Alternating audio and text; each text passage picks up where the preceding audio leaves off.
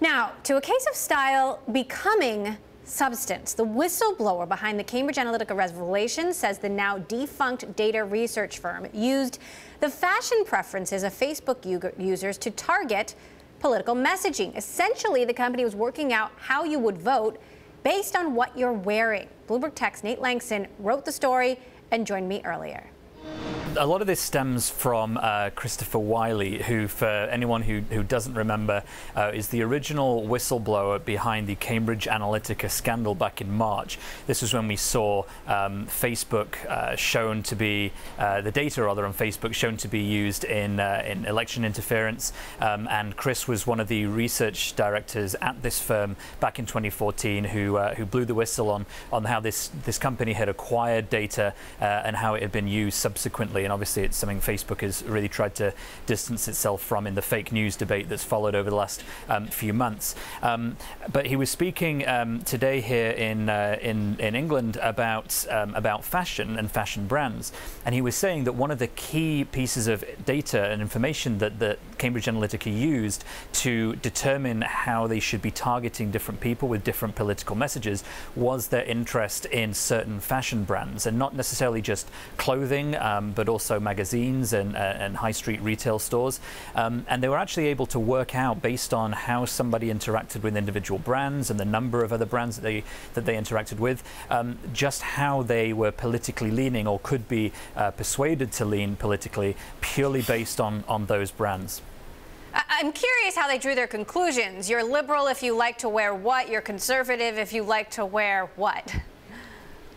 Well, I mean, a few examples that stood out to me is that if you were someone who is engaged with Abercrombie and Fitch, for example, you might be a bit more liberal and outgoing. If you were someone that liked to wear jeans made by Wrangler, then maybe you were more on the conservative side. And one of the key words that was used is that they like things to sort of stay stable. I'm a big fan of stability.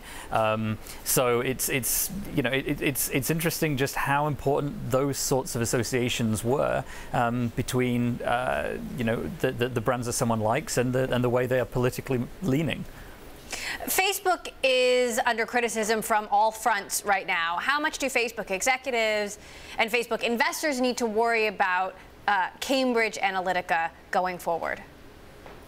Well, I mean, Facebook has spent the last few months either being, with CEO Mark Zuckerberg being demanded to speak in front of Parliament here in Britain, and so far refusing, even to the extent that earlier this week, when one of its privacy chiefs was here giving evidence to a parliamentary committee, they made a point of putting an empty chair with Mark Zuckerberg's name in front of it, just to show that he was supposed to be there, that they wanted him there, and that he refused for multiple times now to show up.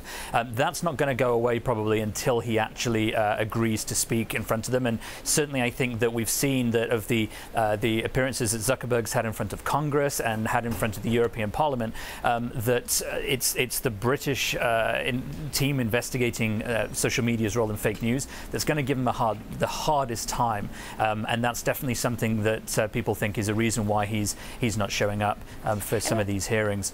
Do you think we'll hear anything more from Cambridge Analytica or Christopher Wiley? It seems like the scandal that just won't give up.